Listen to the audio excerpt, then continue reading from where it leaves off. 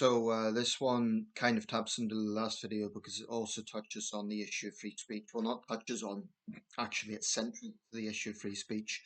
The two videos are covering different things. The last one was about non-crime hate incidents and why I think they should be abolished. This is about how I think the campaign against anti-Semitism bullies anyone who criticises Israel, and in this case the actress Miriam Margoyles. Um, I'm going to read out a report by the Jewish News, which is absolutely, obviously biased in favour of action against Margoyles. I strongly disagree with them, but it's a condensed report, so it makes it easy to read. Um, I'm just going to read this out and then give thoughts.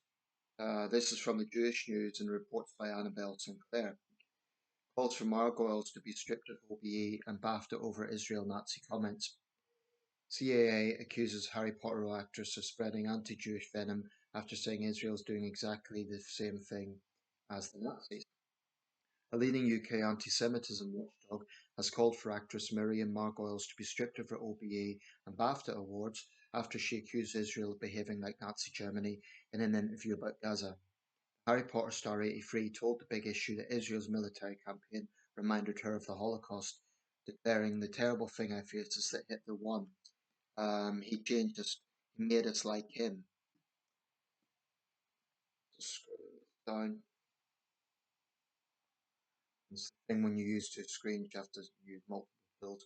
The Campaign Against Antisemitism condemned the remarks as repugnant and said it would write to the Honours Forfeiture Committee and BAFTA urging them to revoke her titles. The fact she was born Jewish does not give her a license to use her immense platform to spread anti-Jewish venom, the group said in a statement.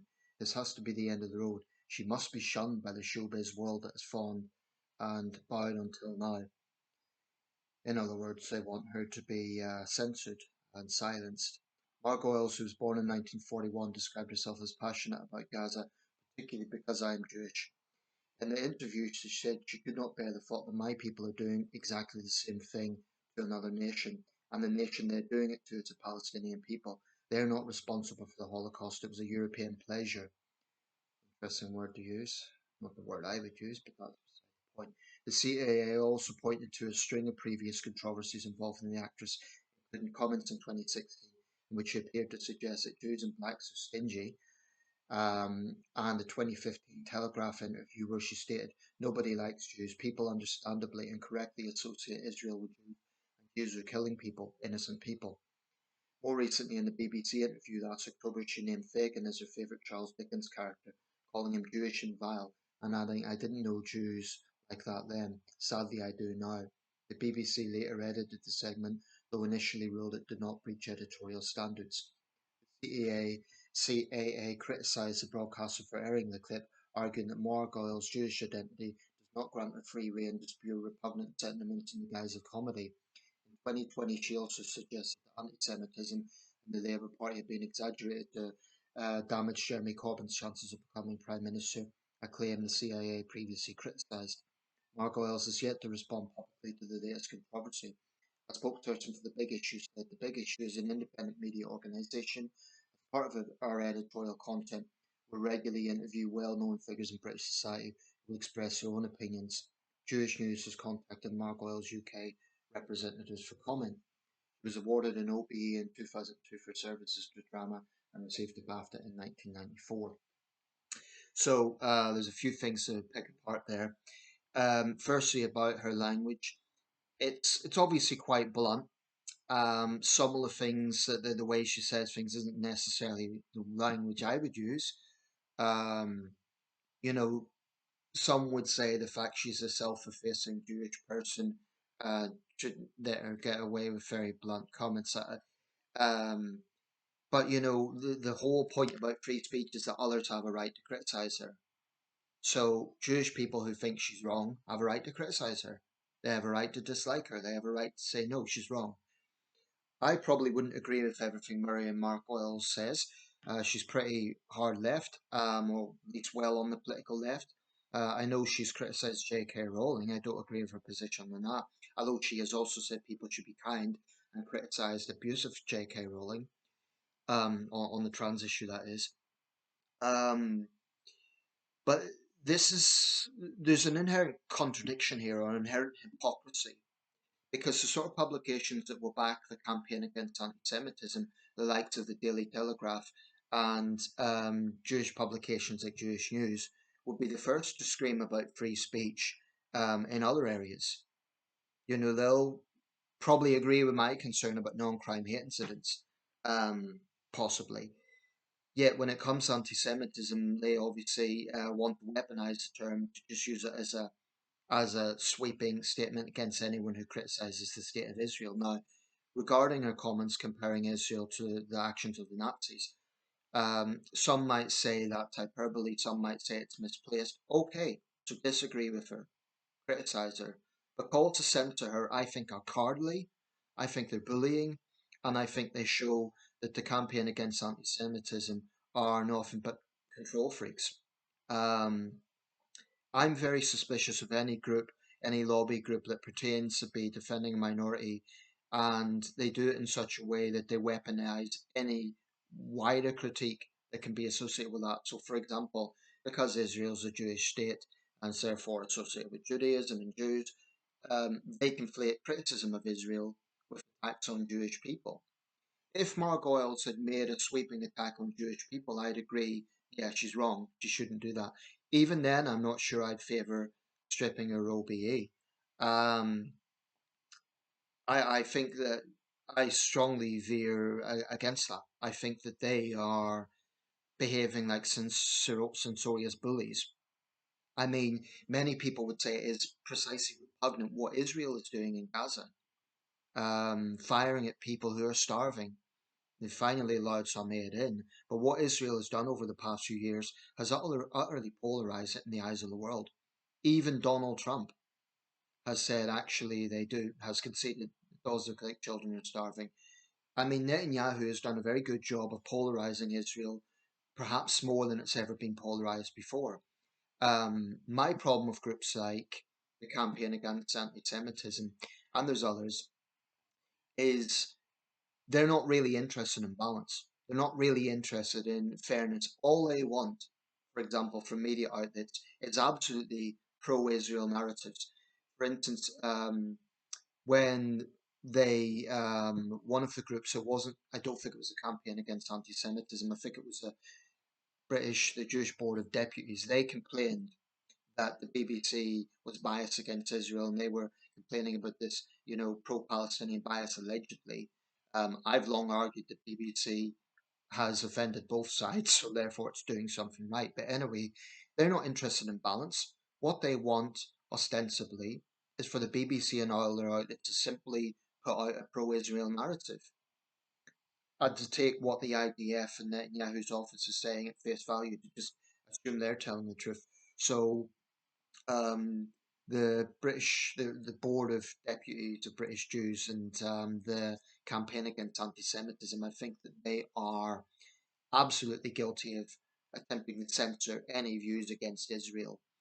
And they'll target high-profile people because Miriam Margoyles is a prominent actress. She's targeted. Um, it would be a disgrace if the forfeiture committee act on this. What they should do is give a polite response saying, um, whilst we understand your concerns, we will not take away the OBE simply for Mrs. Margoyles expressing an opinion that some agree with and some disagree with. I mean, many people are disgusted by what Israel's doing. And I think that Jewish groups who claim that they speak for all Jews or sort of give this, they weaponize anti Semitism, ignore the fact that some of the most outspoken critics of Netanyahu's government are groups like the Jewish Voice for Peace. In point of fact, there's been Holocaust survivors who have strongly condemned Israel. Now, it's a campaign against anti Semitism going to try and censor them. I dare them to. I dare them to. Um, I think that these groups are guilty of weaponizing anti Semitism the way certain Islamists weaponize Islamophobia. When I made my comment on this, effectively saying this, you never quite know when it says you've had so many responses. I checked it out. I had 54 likes, not a single dislike. And then all the other comments were saying similar things in favor of Margoyles, essentially saying she's telling the truth. Whether Israel's behaving like the Nazis, whether some would say that's hyperbole or not, what they're doing in Gaza is not on the scale of the Holocaust, but it's absolutely abysmal. It is a crime against humanity. It is absolutely abhorrent. Um, and it's hard, when you get far right members of Netanyahu's cabinet calling for the eradication of Gaza, coming out with genocidal statements, giving the green light to violent settler thugs to attack Christians and Muslims in the West Bank, then it's not that different from the way the Nazis were behaving, really. I don't see why that's a controversial statement. It's not on the same scale. We're talking about 50,000 deaths compared to 6 million, but still, it's a very brutal, very grim, horrible situation. And I do blame Hamas. The fact that they thought it was more important to take hostages, civilian hostages, rather than care about their own people. The fact that Hamas won't hand over those hostages says a lot about Hamas. The hell with Hamas. Israel is largely responsible as well for the situation in Gaza. And for them to say there's no humanitarian crisis is a cruel joke. There's certain British publications I've been very critical of. I would single out the Daily Telegraph. I won't just say all right wing publications because, to their credit, the Daily Express was covering the famine. I don't see how anyone can rationally say that isn't what's happening when you have little children who look like little old men because they're so dehydrated and so emaciated. It's horrible. That could be images of East Africa in the mid 80s or more recently. But we're talking about Gaza here. Um, so it's not, even, that's my point. Even some conservative publications are starting to now call this what it is. The Daily Telegraph, I would single out as being the worst offender. They have utterly failed, and probably the Daily Mail as well. They have utterly failed to show any attempt at balance. They've been incredibly pro-Israel from the start. Even now, they make excuses for Israel. Um, and for the Jewish news to talk about the military campaign against the civilian population predominantly, it's that's what's repugnant. So the real danger here would be if the Forfeitures Committee act on this and they actually do strip Miriam Margoyles OBE. That would be a very sinister move because it means basically anyone who criticises Israel would find themselves targeted. Actually, more broadly on this debate, the prescription of Palestine action has meant that a woman in her 80s holding up a sign saying she supported Palestine action had her house raided and searched by the police for hours. That's clearly overreach. There is seriously a big issue in this country regarding free speech.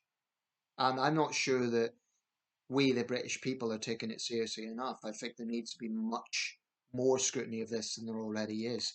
Um, Again, I don't agree with the way Margoyles necessarily puts things. Some of those statements that she said, you know, strange choice of words, but that's beside the point. Um, Unless she is inciting violence, then the calls to censor her or criminalize her are a disgrace. Shame on the campaign against anti-Semitism.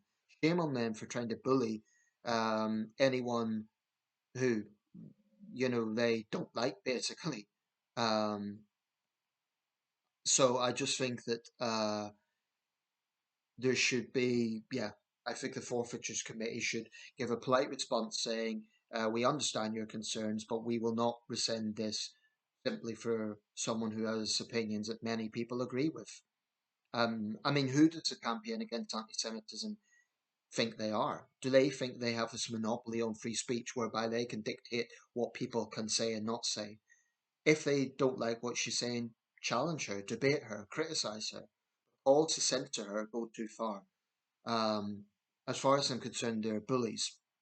Um, because frankly, most decent people are opposed to what Israel's doing right now.